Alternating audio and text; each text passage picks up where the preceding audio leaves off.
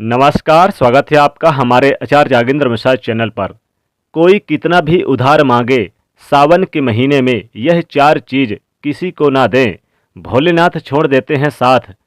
दोस्तों, सावन का महीना भगवान भोलेनाथ की शक्ति का महीना माना जाता है और शक्ति के साथ साथ इस महीने को भगवान शिव की भक्ति का महीना भी कहा जाता है। सावन के महीने में जितना ज़्यादा हो सके सारे कामों को त्याग कर छोड़कर अगर कोई भक्त विशेष तौर से भगवान भोलेनाथ को प्रसन्न करने में लग जाता है तो दोस्तों उसकी कुंडली के वारे न्यारे हो जाते हैं। साक्षात भोलेनाथ उसके जीवन में प्रवेश कर जाते हैं और भोलेनाथ का उसके घर में आगमन हो जाता है। इसी वजह से दोस्तों सावन का विशेष महत्व रहता है।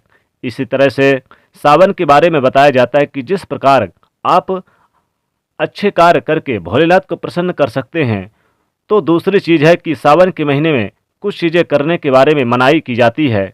इन चीज़ों का अगर आप सावन के महीने में पालन करते हैं तो परिवार में खुशियाँ रहती है, अन्यथा आपको दुख की प्राप्ति हो जाती है। तो दोस्तों आज हम आपको बताने वाले हैं कि कितना भी ज़रूरी क्यों ना हो, कोई आपसे इन चीज़ों को उधार मांगे तो सावन के महीने में भूलकर भी यह चार चीज़ें किसी को ना दें, अन्यथा आपके परिवार में कंगाली देखने को मिल सकती है। और दोस्तों आगे बढ़ने से पहले आपसे रिक्वेस्ट करते हैं कि वीडियो को लाइक करके इसे दोस्तों को भी ज़्यादा से ज़्यादा शेयर अवश्य करिएगा और कमेंट में लिखिएगा हर हर महादेव। अब दोस्तों क्या होता है कि आज के समय में उधार देना या लेना हर व्यक्ति के जीवन में ज़रूरी हो जाता है। कोई किसी को उधार देता है तो इस बात के लिए कि उन्हें उनके जीवन में अच्छी चीज़ें वापस प्राप्त हो, तो इसी वजह से वो उधार देता है। तो कुछ व्यक्ति सामाजिक यानी कि सरोकार निभाने के लिए उधार देते हैं, लेकिन दोस्तों सावन के महीने में आप ऐसा करते हैं तो आपके जीवन में कंगाली विद्यमान हो जाती है। बात करते हैं सबसे पहले चीज़ की। सावन के महीने में सबसे पहली चीज़ तो यह है कि भोलेनाथ से जुड़ी किसी भी प्रकार की चीज़ आप किसी व्यक्ति को उधार ना दें। जैसे कि भोलेनाथ से जुड़ा किसी भी प्रकार का फल, भोलेनाथ से जुड़ा किसी प्रकार का वस्त्र और भोलेनाथ से जुड़ी पूजा की सामग्री आप भूलकर भी किसी को उधार या दान के तौर पर ना दें, क्योंकि माना जाता है कि अगर आप इस प्रकार की सामग्री दूसरे व्यक्ति को देते हैं तो दोस्तों आपके घर से भोलेनाथ दूसरों के घर चले जाते हैं और आपको वो प्राप्त नहीं हो पाता जो भोलेनाथ आपके लिए करने वाले होते हैं। तो सबसे पहले आपको इस बात पर जरूर ध्यान रखना चाहिए। इसी तरह से दोस्तों सावन का महीना धन प्राप्ति का महीना माना जाता है। भोलेनाथ साक्षात आपके घर के अंदर आगमन करने के लिए आते हैं, तो इस बात का आपको ध्यान जरूर रखना चाहिए कि सावन के महीने में भूलकर भी कोई व्यक्ति आपसे धन उधार मांगने के लिए आता है तो आपको उसे उधार के रूप में पैसे नहीं देने चाहिए और सावन में आपको किसी को अन्य व्यक्ति से उधार भी नहीं लेना चाहिए। ऐसी मान्यता है कि सावन के महीने में आप उधार देते हैं या लेते हैं तो आपका धन कभी लौट कर नहीं आता और जो धन आपने किसी अन्य व्यक्ति से लिया है वो कर्ज आपके ऊपर चढ़ता चला जाता है, वो कर्ज आपसे उतरता ही नहीं है। इसी वजह से ऐसा करने से मनाही की जाती है। इसी तरह से दोस्तों सावन का महीना भगवान भोलेनाथ को दूध अभिषेक करने का, भगवान भोलेनाथ को दही अभिषेक करने का महीना भी माना जाता है। सावन के महीने में जितना हो सके दूध से जलाभिषेक करें और दही भी लेप करें और भगवान को सफ़ेद चीज़ें चढ़ाई जाती है। लेकिन दोस्तों इस बात का ध्यान रखें कि सावन के महीने में अगर भोलेनाथ को चढ़ाने के अलावा कोई व्यक्ति सुबह सुबह के समय आपसे दूध दही या फिर छाछ या फिर संध्या काल में उधार मांगने के लिए आए, तो ऐसे ही मांगने के लिए आ जाता है तो आपको भूल कर भी किसी अन्य व्यक्ति को ये चीज़ें नहीं देनी चाहिए।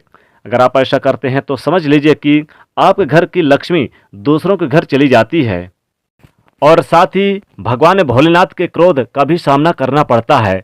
इसी तरह से वो आपका साथ भी छोड़ सकते हैं।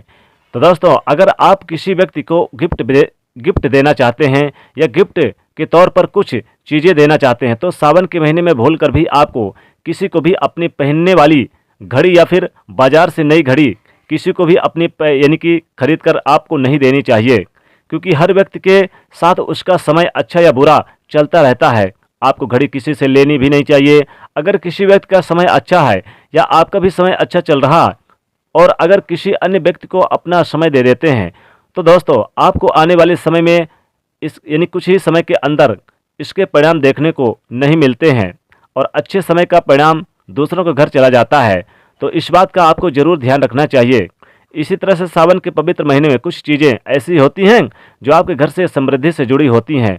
वो आप यानी कि आपको किसी को भी उधार नहीं देनी चाहिए, वो भी संध्या काल होने के बाद। जैसे कि दोस्तों कोई आपसे लहसुन, प्याज और दूध दही मांगने के लिए आता है, तो जब सूर्योदय होता है तो सावन के समय सुबह सुबह या फिर सूर्यास्त हो जाता है, तो इन दोनों समय में आपको घर की समृद्धि दूसरों को भूलकर भी नहीं देनी चाहिए। माना जाता है कि अगर आप ऐसा करते हैं तो आपके घर से समृद्धि दूसरों के घर चली जाती है और आपको उसका अच्छा परिणाम देखने को नहीं मिलता। तो दोस्तों आपको भूल कर भी पैसे नहीं देना है, सफ़ेद चीज़ें जैसे कि दूध दही भी नहीं देना है, और आपको रुद्राक्ष भी सावन के महीने में नहीं देना है।